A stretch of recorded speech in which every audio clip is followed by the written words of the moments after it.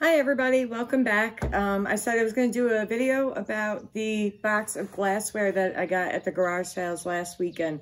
So this was a whole box of early American pressed glass. They're small bowls, and they wanted $5 originally for the box, but I got it for $2.50 because it was half price day. So I bought the box really more for education's sake because the person who had collected it was nice enough to notate what they learned about each piece and where they got it. So I'm just gonna do a quick video of going through what's in this box just to share the education with you guys.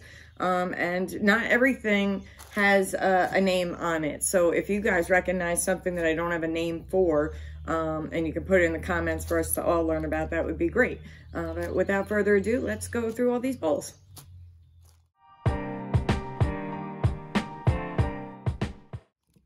Okay, so here we go. This was 2 bowls.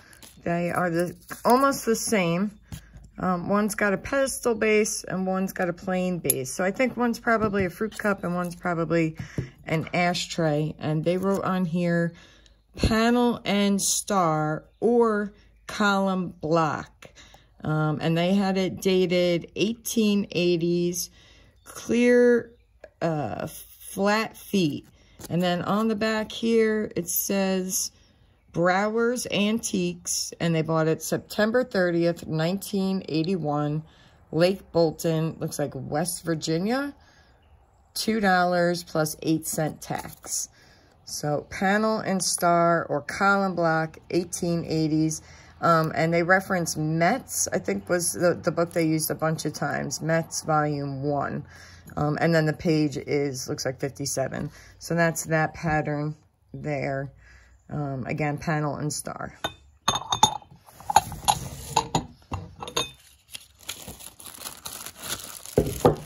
Next, this one says fine cut block, clear-footed, non-flint, pattern of King Glass Company, Pittsburgh, circa 1880s. On the back, it says Helen Sorensen, November 1974, Brockton, Massachusetts. They paid $3.50. And then it says, looks like circa 1880, number 25, King, Son, and Company. And then that's this piece here. And what I'll try to do is like a decent shot. So if you want to look up any of these patterns, you can. So you can take a screenshot of it. I could add in like photos as I go, but I'm really not that technologically savvy. It would take me 6 months probably to do it. We'd never get this done. So we're just doing things the old-fashioned way, you know, old-fashioned with an iPhone. All right, so this is called Bow Tie, circa 1886. Says clear-footed. They reference Metz Volume 2. It's a nice pattern. Looks like they bought it June 1983 at the Lamplight and Old Glass, Grand Rapids, Michigan, Greentown Antiques. And they got it in 1983. So there you go. That is Bow Tie. Boy, if you're not into EAPG glass, or yeah, EAP glass, this might not be the most exciting video for you. But for me, learning this stuff, I like to learn. I like to learn. So this one says Wave Sauce Bowl. I think I've also seen this called Paintbrush on a different brand. But yeah, they have Wave Sauce. They have condition notes, 1880s. This pattern might also be called Icicle. That's what I'm thinking of, Icicle. Because somebody else had already chosen the name, I guess, Wave for something else. And then it says King County Flea Market, Farm Fresh Antiques, Big Rock, Illinois, October 7th, 1984. They bought it for $3. So not that they've appreciated too much. And I've only sold a handful of EAPG stuff, so I myself am just learning about it. This is, I think there were 2 of these. Oh, look at the mess that makes. This says Mikado fan, also circa 1880s. Reference Mets Volume 2. They bought it at Lahaska Flea Market, Lahaska, Pennsylvania, 1975. So there you go. Mikado fan. And that's it from the side. It's a little dirty in there. I didn't get a chance to clean any of this stuff yet. I also want to be really careful with these bits of notes that I don't lose them along the way. This one is Prism and Clear Panel. Probably also circa 1880s. This one I actually really like. I think this is a nice classic pattern. I'm a sucker for classic symmetrical design. So that is really pretty. And this one looks to be in good condition. All these do have like little bits of chips, but I think that's to be expected for pieces from the 1880s. They've survived pretty well. And for some of the knowledge to have survived with them is really cool too. There are 3 in this bag. I think it says Sedan. Paneled star and button. Paneled star and button. So that's that. Little floret looks like, but I guess they're considered stars.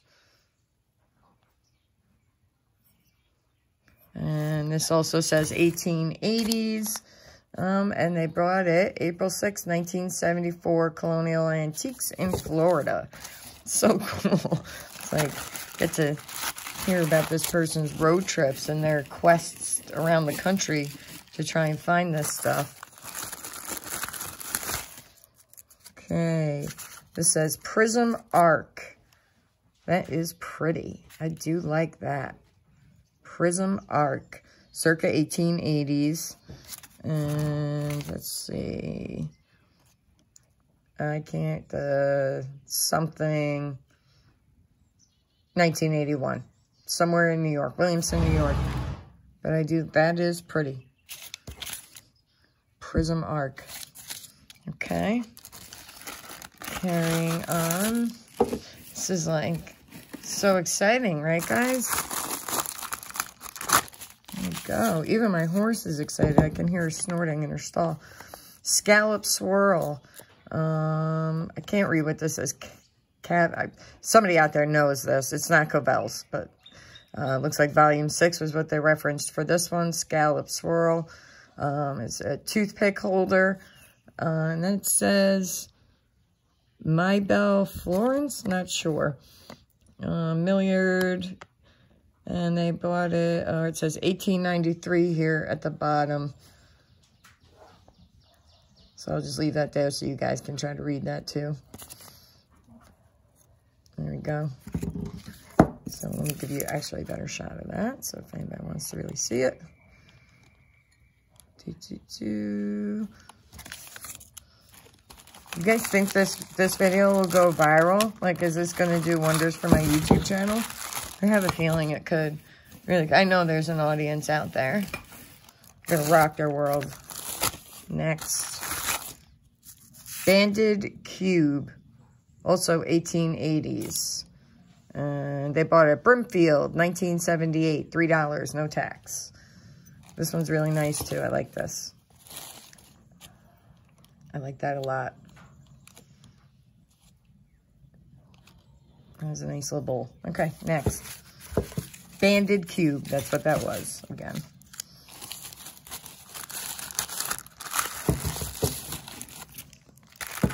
This one I actually looked up. I think this one was kind of worth a couple bucks. Curtain Tieback, it's called. Again, 1880s. I'm not sure what the R means in their notes, unfortunately. This says Val's Place, Columbus, Ohio, 1978 for $3.75. I like that too. That's got nice style to it. It's got the little arrows or whatever there on the base too. Okay. We are making some progress. Next, this one has no info with it. I don't see a loose piece.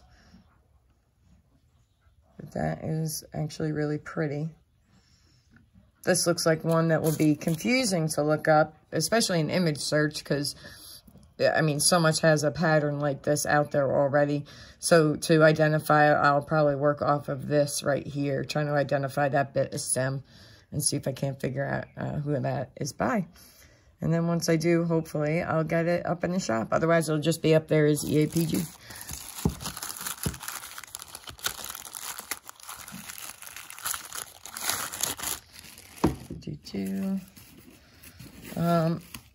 A pair of these rectangular bowls. I tried looking these ones up too. They just have it noted here, U-Bend, 1880s. Old Schoolhouse Antiques, Antique Show, Sheraton Hotel, 1972. No other reference. Yeah, U-Bend. And I tried looking it up by that pattern name, and I did some image searches, but I have not found anything yet. So I'll keep looking on that one as well. And then this note in here, it's the same bowl, but it just says 1 of 2. So there's 2 of those. And again, these are probably all like $10 pieces, but just selling one of them, obviously I make back my $2.50 investment, plus the wealth of education. This, I don't know that there's a note in this one. It's really pretty too. Let's see. This is the bowl. That is pretty. Get all this out of the way, so if somebody's trying to take a screenshot.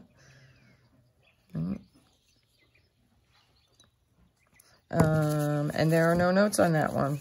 So I thought I saw one more of those that was like a little bit bigger. So we'll keep digging. Maybe that's got a note on it that says what it is. As I smash them together. Full of grace I am. No, not really. Oh wait, the bigger one's right here and the note's in it. Duh. Laverne. That's what it's called. Laverne, 1885. And also called Star in Honeycomb. Looks like a secondary name. Bryce Brothers they have on there. And again, references Metz Volume 1. They have Butternut Antiques. Looks like Glenwood, Illinois, I think that says. And they got it for $2.75 in 1975. That's crazy. I really appreciate this person putting all that in there. This, oh, this one I've seen before. So this is actually a really pretty pattern. This is called Button Band. It is, again, 1880s. Doesn't look like they know any other possible name for it. Again, I don't know what these R's mean. And Milton's Antiques, Deerfield Beach, Florida, May 1973. And they paid $4 for it then. Wow. I guess that's the $4 price tag there. So, not much from above to really see, but turning it on side. That's really pretty. I do like this little bit of detail here. Okay. I think we're like 2/3 of the way through this box, if not more. I wasn't trying to make this video drag on too long, because I'm sure people got things to do. This one does not have a pattern name on it. It says Chips and Roughness, 1880s, Clearfoot, Flinty, Scalloped, could be Nova Scotia Diamond. So that's interesting. And then 80s Trenton something high school, it looks like. Maybe that's where they got it. No something of purchase, no record of purchase. So, and then a bunch of scribble scrabble. You can all look at that. Treasure of Canadian Glass, page 137. So, there's a little more info there. I want to go to Nova Scotia. Nova Scotia has always intrigued me. I feel like it's Long Island's bigger sister, except a little bit more winter, which I don't mind because I like to hermit out in the winter a little bit. So I have to live somewhere where I can be like, oh, no, indoor activities today for a few months. This says chapel. This is a bowl here. I guess I can see why they would call it that. Let's see. In Batty, page 161, it says unnamed, unlisted, have a cathedral pattern. So this pattern will be called chapel. Maybe American or foreign. Probably dates from 1875 to 1885. And then Tennessee, an antique mall. Murfreesboro, 1981.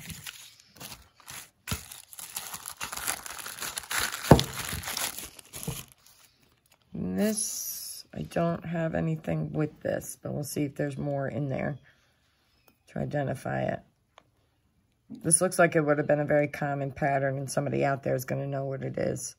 I even just noticed, look at this, like just a little bit of rope detail here at the top. I'm telling you, they don't make things the way they used to with craftsmanship. Yeah, here's another one of those, and this one has a note. So, yeah, we shall learn. Learn with me. If you're a Family Guy fan, that was a Family Guy reference. Learn with me. Scallop diamond point, clear, very slight collar, non-flint, condition good. Metz, page 129, scallop diamond point. Renninger's Antique Market, Allentown, PA, 1983. All right, so there you go. Scalloped diamond point. I'm hoping maybe this helps anybody out there, too, identify something they've been hanging on to or curious about. I know you heard that clank. Everything survived. It's fine. We're good. Moving on. Oh, there is still a bit of a stack in here. Hold on. Jeez Louise. All right, so this one we've already seen. We saw that one already. This. Here we have lace dewdrop. I don't see it. I guess 1880s because he's got 80s written there. The Old House, Buzzards Bay, Massachusetts. Cooperative Flint Glass Company. So there must have been a picture in there somewhere. That's really pretty. Look at that. I feel like I have seen this before. And now I know what it's called. So lacy dewdrop. Not lace dewdrop. Lacy dewdrop. Make sure we're referencing our laces correctly. Goodness. This one, I am not going to be able to read that. That looks like Christopher or Chromestar Clear, 1875 to 1885. Non-flint. I reference Batty. A complete, nope, not reading it, not seeing it. This one's pretty faded. Notes with revision and date. All right, so if anybody recognizes this one, it looks like the pattern starts with a CHR.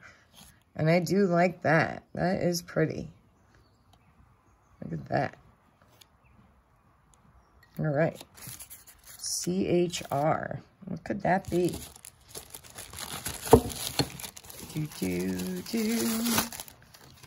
Yeah, this one. I love the name. So this one says Faggot or Vera. Condition good, 1890s. We're going to go with Vera on that one. So that is the Vera pattern. And I think I saw two of these in here. Hold on a second. I did. And this one, all right, so this one has some frosting here, you can see. Some satin glass. And then here is another version of the same bowl, but it does not have the satin glass on it. Same size bowl, but no satin glass. So that is the Vera pattern. Let's try again with this one. All right. Scooch this over here. I'm glad it's not windy today because I'd be worried about these little notes blowing away. I'm just kind of quickly tucking stuff back in. Look at that. Do you think this stuff was in a barn with carpenter bees? I think so. There's little wood shavings on everything that look like carpenter bee shavings. Sunburst and Bar, 1886. Looks like Hobbs and Brockamer Company. Again, I don't know what the R means. Hobbs and Brockheimer. And then antique barn between Park Rapids. You guys can finish sounding that out. I'm going to give up there. Got it on June of 1983. So about 100 years after it was made, it was purchased at a flea market or an antiques thing. Yeah, antique barn. My apologies. That one's cool. It's very, very daring, I feel, for the time period with this work here. It's not as symmetrical as some of the other patterns. Got racy at the glass factory. Oh, almost done. This is Diamond Medallion or Grand, 1885. Shorenson, Brockton, Massachusetts. They got this November 30th, 1973. Like, seriously, that's how old the note is, I bet, is when they got it. Look at that. That is really pretty. That is actually kind of stunning. Look at each one of the scallops. They alternate a pattern. You know, it's not just a regular sawtooth or just a plain edge. That's really pretty. I would like to maybe collect other pieces from this pattern because I like that one. All right. And there's another one here. It says, it confirms the same thing in there. It says Grand Diamond Medallion. All right. And this is the last piece. And there is no information with it. I feel like this is one of those pieces that was probably made by a couple of companies. That this was a mold that got passed from one company to another. So even if I identified it, I would imagine there's probably 2 or 3 companies. But we'll find out. And I'll check my... I'll put it up in the eBay store if it looks like there were a couple of different manufacturers. I'll have it under each of them. That's that. This is actually... I don't know if I'll actually list this. This looks a little bit brutally chipped in some spots. And sometimes when things are just a little bit... too chipped, I will actually keep them and use them for staging my real estate listings. So like I had a whole set of the Jeanette teal swirl dinner plates and salad plates and all that, and I had used that to stage a vintage kitchen in somebody's house, and the people who bought the house kept the glassware. So this one might, I don't know. I may list it, I may not. But that is it. That is the end of the box. We did it all. So, yeah. All right, well, thank you, everybody, for tuning in who found this so exciting. I'm sure you're all exhausted from this, like, thrilling bit of film here. If you know anything about any of the pieces that I saw, if they were, you know, the person who collected them marked them incorrectly and you know anything more about it, you want to share it in the comments, that would be great. But I will be starting to list this stuff over the next week or so. Like I said, they're not like big ticket items, so probably some I will keep, some will wind up in my death pile for a little bit, and then some I may use for staging some of my real estate listings. So that was it, and I hope you guys enjoyed this video. I'm hoping to get to a bunch of big sales this weekend, so I should have lots of new stuff coming up soon.